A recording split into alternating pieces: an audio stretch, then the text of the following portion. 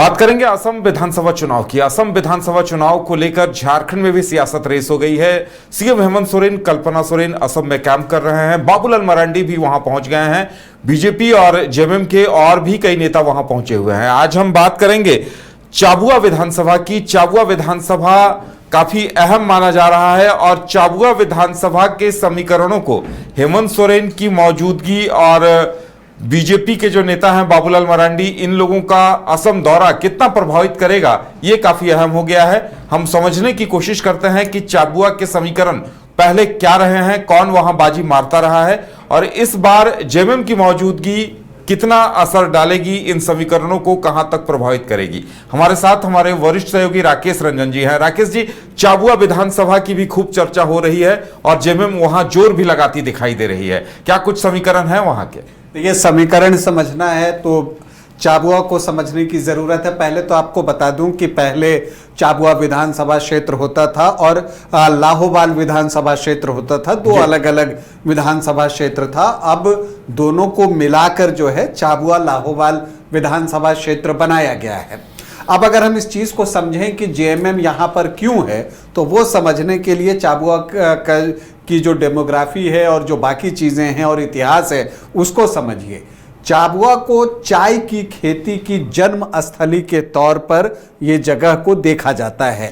तो आप इसी से समझ सकते हैं व्यवसायिक चाय उत्पादन का शुरुआती केंद्र रहा है झाबुआ। यहाँ 1836 में पहला जो है सफल व्यवसायिक चाय बागान झाबुआ टी गार्डन जो है वो स्थापित किया गया था। और अगर आप इसको देखिए तो ये स्थान जो है ब्रिटिश काल में भारत में चाय उद्योग की नींव रखने के लिए फेमस है ये जगह, और चाय बागानों से ही ये घिरा हुआ शहर है। तो अब तो आप समझ ही गए होंगे कि चूंकि जेएमएम असम में टी ट्राइब्स और जो चाय बागानों में काम करने वाले लोग हैं उनको टारगेट करके वहां पहुंचा है, उनके वोट को अपने पाले में करना चाहता है, उनकी जो डिमांड्स है उनको लेकर वो लोगों के बीच में है। तो यहां पर जेएमएम ने जो है भूपेंद्र सिंह मुरारी को अपना प्रत्याशी बनाया है। गांडेय विधायक कल्पना सोरेन झाबुआ गई, वहां पर जो है चाय बागान वहां पर वो पहुंची, उनके साथ प्रत्याशी भी रहे भूपेंद्र सिंह मुरारी। तो यहां पर उनको जो है प्रत्याशी बनाया गया है। अब अगर आप इसको ऐसे समझें कि जो टी कम्युनिटी है वो जो झाबुआ लाहोवाल विधानसभा क्षेत्र है यहां पर बहुत इंपैक्टफुल है, मतलब कि निर्णायक भूमिका में है। ऑलमोस्ट 1/3 अगर आप देख लें टोटल वोटर्स का, तो वो जो है आपको टी कम्युनिटी से दिखाई देगा। तो इसी वजह से यहां पर जेएमएम ने पूरा जोर लगाया है। और यहां पर देखिए कोशिश जो है, चूंकि यहां पर झाबुआ लाहोवाल के नाम से ये पहली बार जो है चुनाव हो रहा है। इससे पहले झाबुआ का अलग और लाहोवाल का अलग चुनाव होता था, जैसा मैंने आपको पहले बताया। तो यहां पर अगर आप देखें तो जो इतिहास दिखता है, तो अगर आप झाबुआ का देखिए तो यहां पर जो 10 चुनाव हुए हैं उसमें 5 बार कांग्रेस जीती है। तो लाहोवाल में जो है कांग्रेस जो है इससे अधिक 11 बार जीतने में 14 चुनावों में सफल रही है। तो ये चीजें बताती हैं कि पहले ये कांग्रेस का स्ट्रांग होल्ड वाला इलाका था, मतलब ये वो समय था जो टी कम्युनिटी के लोग हैं वो कांग्रेस को वोट करते थे।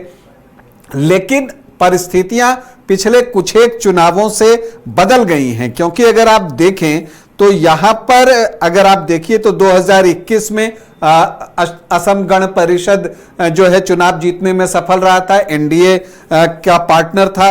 और 2016 में बीजेपी को यहां पर कामयाबी मिली थी। और इसी तरह से लाहोवाल में देखिए तो 2021 में भी आपको बीजेपी दिखेगा और 16 में भी।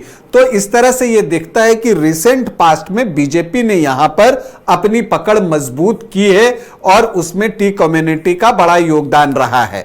जेएमएम की नजर उसी टी कम्युनिटी कम्युनिटी के वोटों पर है और वो उनकी ही बात करते हुए सुनाई दे रहे हैं। कल्पना सोरेन भी जब वहां गई तो उन्होंने जो है उनके हक और अधिकार की बातें की, झारखंड का उदाहरण दिया, मैया सम्मान योजना की बात की कि वहां पर हम 2,500 प्रति माह देते हैं, 30,000 साल का होता है, तो वहां जब होता है तो यहां क्यों नहीं हो सकता। तो ये करके एक पेनिट्रेशन जो टी कम्युनिटी है वहां पर करने की जेएमएम की कोशिश है। लेकिन यहां पर आप देखें तो मुकाबला बहुत कड़ा होगा और एक बात तो माननी पड़ेगी कि जेएमएम ने इस चुनाव को एक नया डायमेंशन दे दिया है चाबुआ लाहोवाल क्षेत्र में। यहां पर बीजेपी ने विनोद हजारिका को चुनावी मैदान में उतारा है और दिलचस्प ये है कि विनोद हजारिका वो प्रत्याशी हैं जो चाबुआ से भी जीते हैं और लाहोवाल से भी जीते हैं। 2021 में वो लाहोवाल से जीते थे और 2016 में जो है वो आपको चाबुआ से चुनाव जीतने में सफल रहे थे। तो यहां पर विनोद हजारिका को जो है चुनावी मैदान में बीजेपी ने उतारा है, लेकिन कांग्रेस का प्रत्याशी भी मजबूत है। यहां पर प्रांजल घटोवार जो हैं वो कांग्रेस के प्रत्याशी हैं। प्रांजल घटोवार के बारे में बता दूं कि वो पूर्व केंद्रीय मंत्री पवन सिंह घटोवार के जो है वो बेटे हैं। पवन सिंह घटोवार खुद टी कम्युनिटी से आते हैं और वो जो हैं उन्होंने इस फील्ड में जो टी कम्युनिटी है उनके लिए कई कार्य किए हैं। तो अब देखना यह है कि चूंकि कांग्रेस की कैंडिडेट उस कम्युनिटी से हैं तो जेएमएम वहां कितना पेनिट्रेट करता है, और जब जेएमएम वहां पेनिट्रेट करता है तो वो किसको नुकसान पहुंचाता है। क्योंकि जब आप रिसेंट पास्ट में पिछले 2 चुनाव को देखिए तो टी कम्युनिटी बीजेपी के साथ दिखता है, तो यहां पर अगर जेएमएम का पेनिट्रेशन होता है तो नुकसान फिर बीजेपी के वोटों का होगा।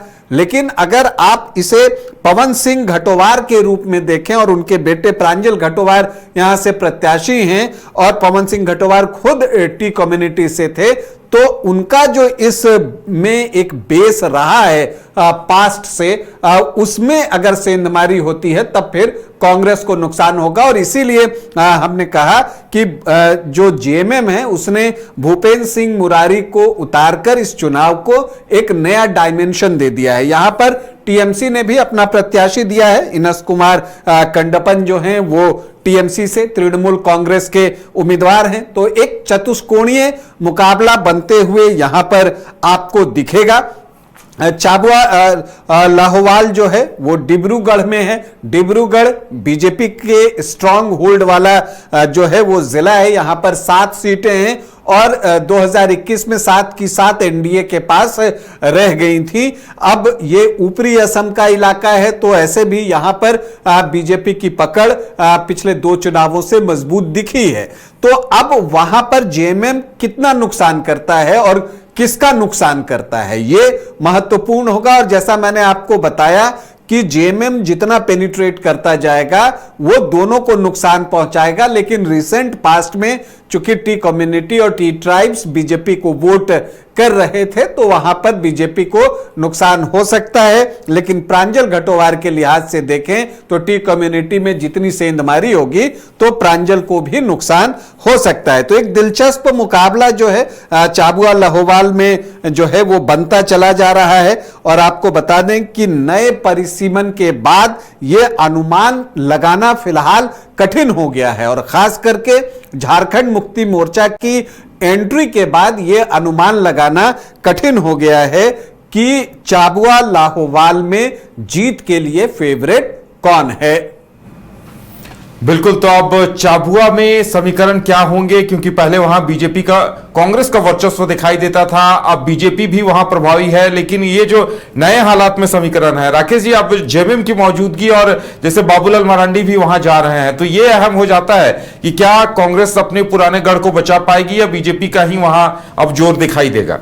देखिए, वहां पर जेएमएम की कोशिश है कि मुकाबले को त्रिकोणीय बनाया जाए और चूंकि यहां पर टी कम्युनिटी के वोटर्स जो हैं वो लगभग 1/3 हैं, 30% से 35% के बीच लोग कहते हैं कि इतनी टी कम्युनिटी के वोटर्स हैं। तो यहां पर अगर ये वोट एक मुश्त टुवर्ड्स जेएमएम शिफ्ट हो जाए तो परिणाम कुछ भी आ सकता है, लेकिन क्या ऐसा होगा, ये एक बड़ा सवाल है। क्योंकि अगर आप देखें तो जेएमएम की एंट्री राज्य में थोड़ी देरी से हुई है।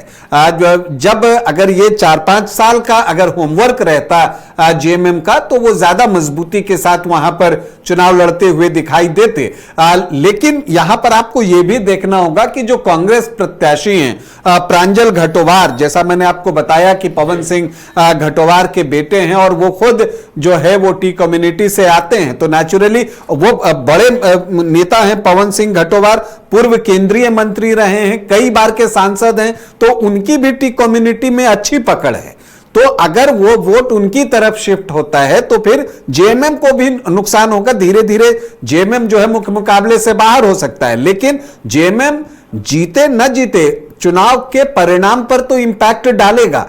और दूसरी तरफ अगर आप विनोद हजारिका को देखें तो वो एक सशक्त उम्मीदवार हैं, और कितने सशक्त हैं आप इससे समझिए कि वो चाबुआ से भी जीते और लाहौवाल से भी जीते।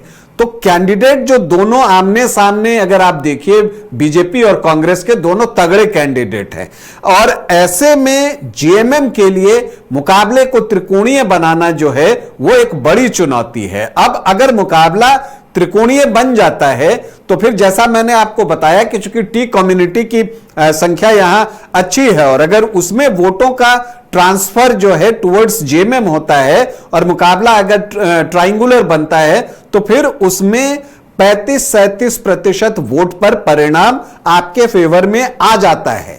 तो अब यही देखना है कि जेएमएम वहां कितना पेनिट्रेट कर पाया है टी ट्राइब्स और जो टी कम्युनिटी है उनके बीच में। देखिए जो भीड़ जुट रही है, चूंकि भीड़ बहुत आ रही है, चाहे हेमंत सोरेन की कोई भी सभा हो, बहुत लोगों में उत्साह है, बड़ी संख्या में लोग सुनने के लिए आ रहे हैं, अच्छा रिस्पांस है।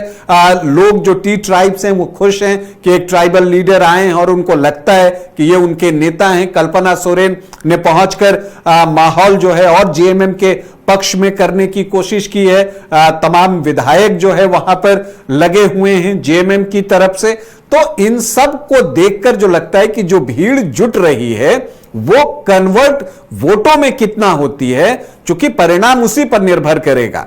बिहार चुनाव में प्रशांत किशोर को हमने देखा कि उनकी सभाओं में भीड़ बहुत जुट रहे थे, लेकिन वो चीजें वोट में ट्रांसफर होते हुए नहीं दिखी जब परिणाम आया। तो इसीलिए कोई भविष्यवाणी करना मुश्किल है, लेकिन एक बात तय है कि जो एक नया आयाम जो है जेएमएम ने वहां खोल दिया है। जो मुकाबला बिल्कुल आमने सामने का दिख रहा था जब चुनाव की घोषणा होने से कुछ दिन पहले की बात कीजिए तो असम में लग रहा था कि सिंपल आमने सामने का मुकाबला है बीजेपी लेड अलायंस और कांग्रेस लेड अलायंस के बीच में। लेकिन जब जेएमएम ने अकेले लड़ने का फैसला लिया तो एक तीसरा कोण कम से कम उन सीटों पर जहां जेएमएम लड़ रहा है उसने जरूर क्रिएट कर दिया है। तो इंतजार रहेगा चुनाव परिणाम का कि क्या परिणाम आता है। लेकिन चाबुआ में जो अभी स्थिति है, चाबुआ लाहौवाल में, यह बताना बहुत मुश्किल है कि बीजेपी, कांग्रेस और जेएमएम में फेवरेट कौन है। मुकाबला कांटे का होगा। बिल्कुल, तो चाबुआ में एक दिलचस्प मुकाबला देखने के आसार हैं। अब इंतजार इस बात का होगा कि कौन भारी पड़ता है और किसके हाथ चाबुआ की बाजी लगती है। बायोम इंस्टीट्यूट नीट की तैयारी के लिए एक भरोसेमंद नाम। यहाँ अनुभवी फैकल्टी, स्मार्ट क्लासरूम और बेहतरीन टीचिंग मेथड से स्टूडेंट्स को मिलती है मजबूत तैयारी। यहाँ हर स्टूडेंट को मिलता है पर्सनल गाइडेंस और डाउट क्लियरिंग का पूरा सपोर्ट। नीट 2027 और 28 के लिए फेज 1 बैच 9 अप्रैल से शुरू हो रहा है। आज ही बायोम इंस्टीट्यूट से जुड़े और अपने डॉक्टर बनने के सपने को दे सही दिशा। बायोम इंस्टीट्यूट सिर्फ मेडिकल प्रिपरेशन का संस्थान।